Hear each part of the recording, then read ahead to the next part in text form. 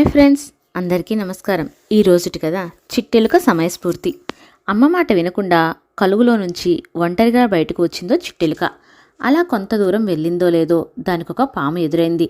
విషసర్పాన్ని చూడగానే ముందు భయపడినా తప్పించుకోవాలనే ఆశతో ధైర్యం తెచ్చుకుంది. తనను నోట కరవబోయేందుకు సిద్ధమైన పాముతో, ఆగండి నాగరాజా, మీరు తెలివైన వాళ్ళని అమ్మ ఎప్పుడూ చెబుతూ ఉంటుంది.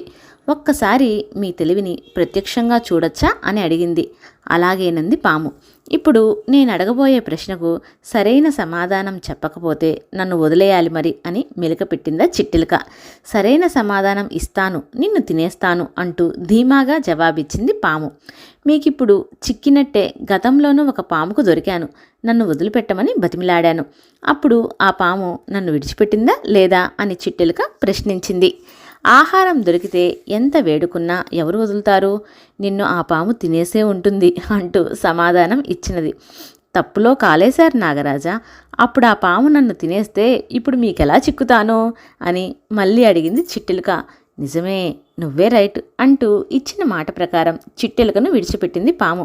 ఆలస్యం చేయకుండా ముందుకు కదిలిన చిట్టెలుక ఒక్క క్షణం ఆగి, నాగరాజా, గతంలో నేను పాముకు చిక్కినట్లు చెప్పింది అబద్ధం, కానీ మాట మీద నిలబడి నన్ను విడిచిపెట్టినందుకు కృతజ్ఞతలు అంది.